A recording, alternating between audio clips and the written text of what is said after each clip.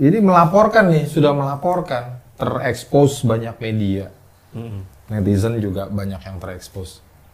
Ada telepon atau ada yang datengin nggak? Oh itu luar biasa mas sebetulnya. Ada orang yang bekerja di istana, dari salah satu kementerian strategis ya, di istana itu datang ke rumah sempat menyampaikan. Kang Ubed kenal orangnya? Kenal. Nggak, maksudnya sebelumnya ini udah kenal gitu? Sudah kenal. Oh. Kemudian dia cerita bahwa memang ya putra-putra presiden ini ada masalah, termasuk pajaknya macam-macam lah. Pak Dekan bilang, Pak Rektor, memang sudah jangan. Tapi tidak ada penjelasannya. Ternyata kemudian saya kemudian tahu dari kolega juga bahwa Rektor sering ditelepon oleh Parco, Partai Coklat untuk perkara saya gitu. Kalau akademisi diem akhirnya terlalu sempurna sebetulnya untuk KPK bisa memanggil orang-orang yang dilaporkan oleh masyarakat itu. Nah, tinggal punya will apa enggak iya, gitu ya. Bagaimana KPK punya keberanian untuk itu. Nah, cuman dari satu tulisan tahun 2021 itu kan sampai di take down. Di telepon juga nggak, Kang Ubed? Enggak. Oke. Kalau telepon-telepon aneh ya masuk juga.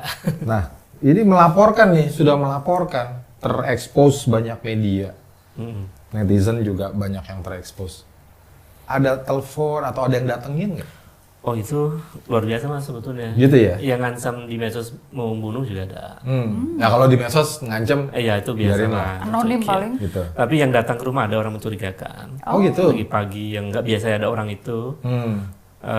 Sebenarnya di tempat saya tuh ada satpam ya. Cuman karena dia pakai motor masuknya, jadi tembus tuh. Nyamar jadi itu mau nganter barang Ya atau pokoknya sampailah di makanan gitu ya? terus di depan rumah tuh duduk, lihat-lihat rumah saya gitu. Profilnya kayak gimana? Agak tinggi, Tinggi? agak kurus lah, lebih tinggi. Agak tinggi, agak kurus? Iya. Jangan-jangan dia sendiri? Mirip-mirip. Siapa maksudnya? Iya jelas ya. Habis menjelaskannya gitu. Iya.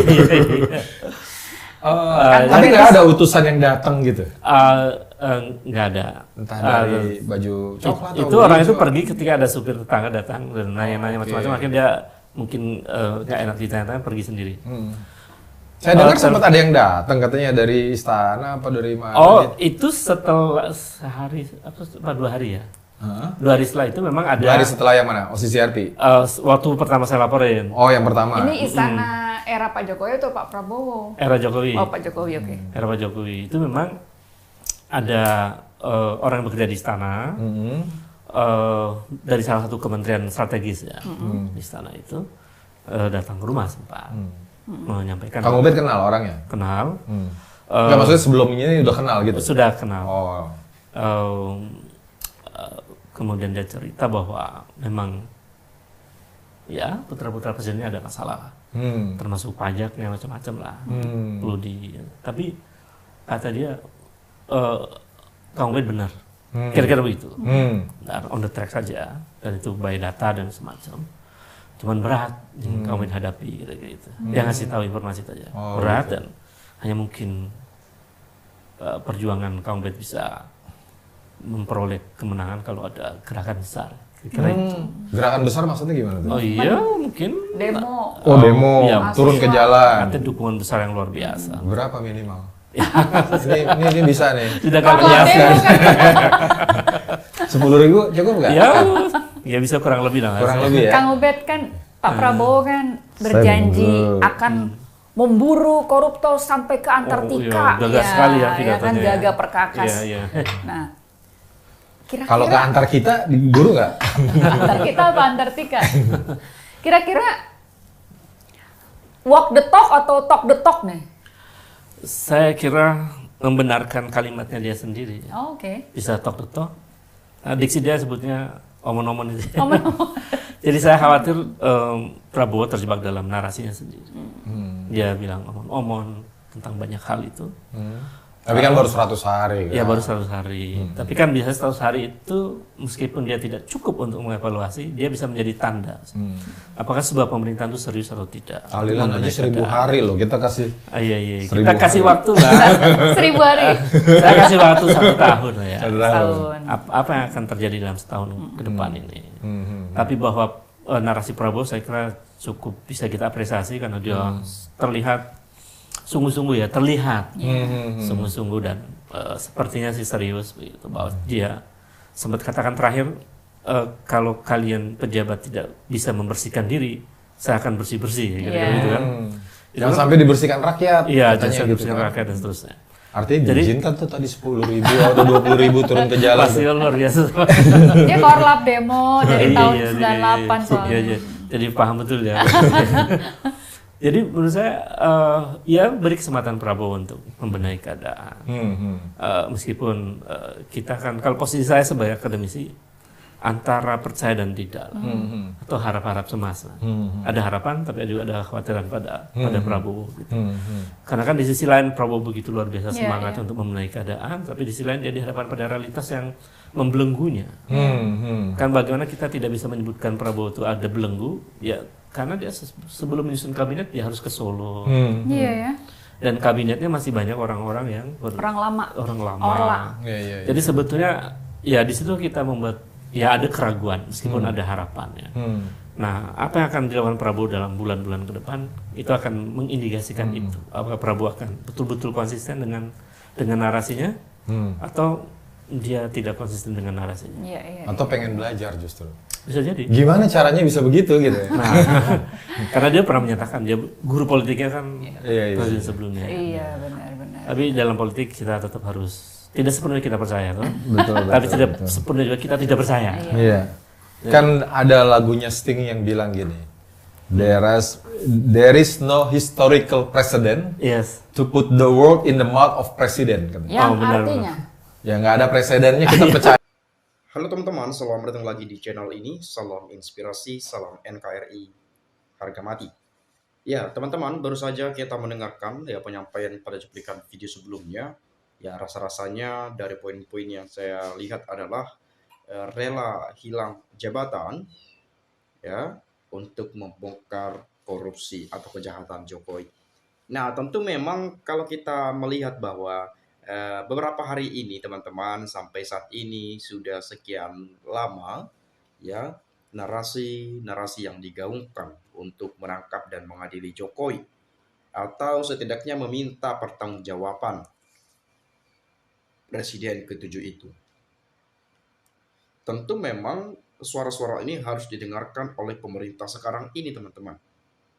Karena mungkin banyak hal, banyak kajian-kajian yang sudah dilakukan, banyak pertanyaan-pertanyaan, bukti-bukti, dan seterusnya mengenai kelayakan Pak Jokowi untuk diadili. Ya, jadi memang ya kalau rakyat berkehendak untuk mengadili Pak Jokowi, seharusnya pemerintahan ini ya nggak boleh melindungi seperti itu. Ini suara rakyat, ini permintaan rakyat. Tapi di tengah-tengah suara-suara seperti itu, malah presiden kita mengatakan hidup Jokowi. Hidup Jokowi, sampai teriak-teriak. Agak lain juga sih.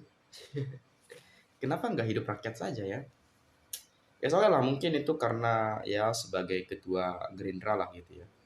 Ketua Gerindra, atau mungkin sebagai presiden kita nggak tahu juga tuh ya. Menempatkan posisinya di mana tuh. Tapi it's okay, saya rasa teman-teman juga sudah mendengarkan penyampaian yang luar biasa dari cuplikan video sebelumnya dan kita sudah mengerti bahwa penyampaian informasi yang sudah disampaikan. Nah, tapi saya tertarik melihat membahas komentar teman-teman kita ini terlebih dahulu ya, dan saya akan coba nanti meneruskan logika berpikirnya ya, dan saya akan menanggapi juga ketika ada komentar-komentar yang memang saya rasa cocok untuk dibahas. Oke, yang pertama dari Mikha ya. Mikha ya. Ya Allah berikan keberanian untuk petinggi negeriku mengadili Jokowi sekeluarga. Ya ini tidak hanya permintaan masyarakat tapi netizen juga masyarakat sebetulnya gitu ya. Jadi di media, di publik itu sangat kerap sekali, banyak sekali yang menginginkan Jokowi diadili. Bahkan pendukung Jokowi sekalipun juga saya rasa banyak yang setuju. Ini bukan masalah perihal salah, benar atau tidaknya, gitu ya. Yang penting karena banyak sekali indikasi-indikasi itu, dugaan-dugaan itu, ya proses aja dulu, gitu ya. Proses aja dulu. Ya mau Jokowi benar, mau Pak Jokowi salah, mau Pak Jokowi adil, mau Jokowi gak korupsi, mau Pak Jokowi ini itu dan seterusnya, terserah. Itu kebelakangan lah, urusan belakang lah itu. Mau terungkap ini bla bla bla bla bla, nanti dulu. Itu terakhir saja dulu. Yang penting proses sesuai hukum yang berlaku. Proses sesuai tuntutan banyak pihak. Terlepas benar atau tidaknya, kan nanti kan itu proses pengadilan itu nanti yang harus dilihat gitu ya. Bukan tidak mungkin Pak Jokowi diadili, bisa saja diadili. Ya, bisa saja. Jadi jangan, ya kita melihat lah ya, kayak serasa kebal hukum aja nih Pak Jokowi gitu ya, kayak nggak bisa tersentuh hukum gitu ya. Udah banyak yang menggaungkan, masih aja nggak didengarkan. Ya, nggak tahu juga nih seperti apa ke depannya negara kita ini. Makanya sekarang ini baru viral juga nih hashtag apa, kabur aja dulu ya. Ya karena di Indonesia memang ribet banget teman-teman ya. Lapangan pekerjaan sulit, PHK di mana-mana, ya macam-macam ya. Makanya kalau kita misalkan di luar negeri, kadang-kadang ada satu negara tidak memandang batas pensiun teman-teman, batas usia kerja. Harusnya kerja ya kerja aja walaupun sudah usianya tua, tapi itu yang membuat jadi muda ya.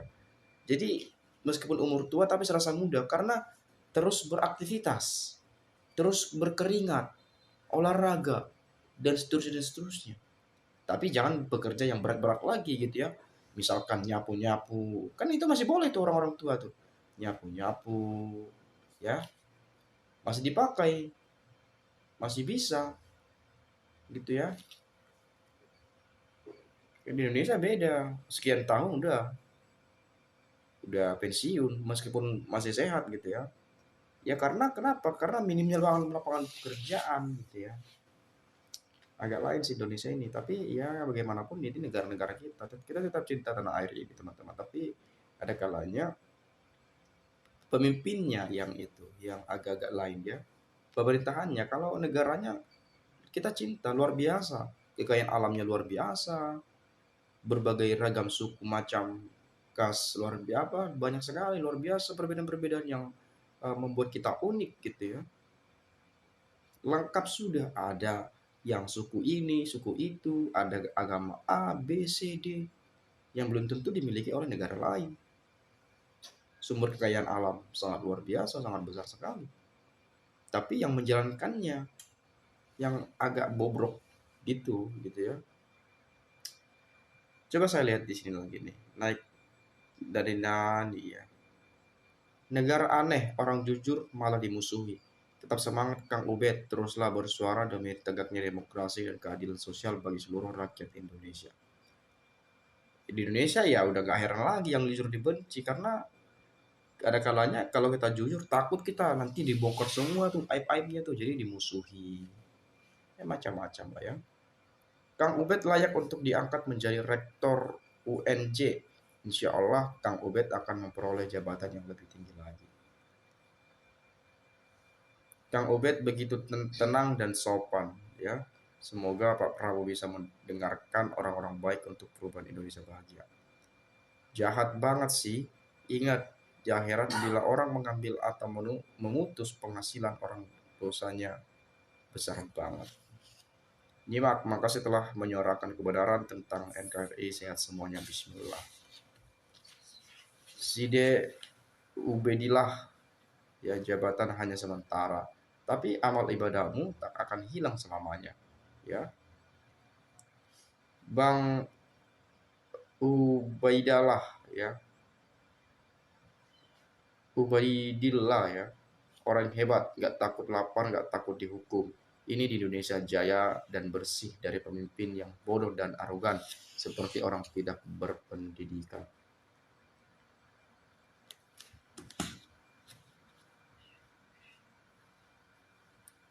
Luar biasa Pak Ubedillah, terus suarakan kebenaran dan keadilan demi rakyat, bukan demi jabatan. Jangan seperti omon-omon yang gila jabatan.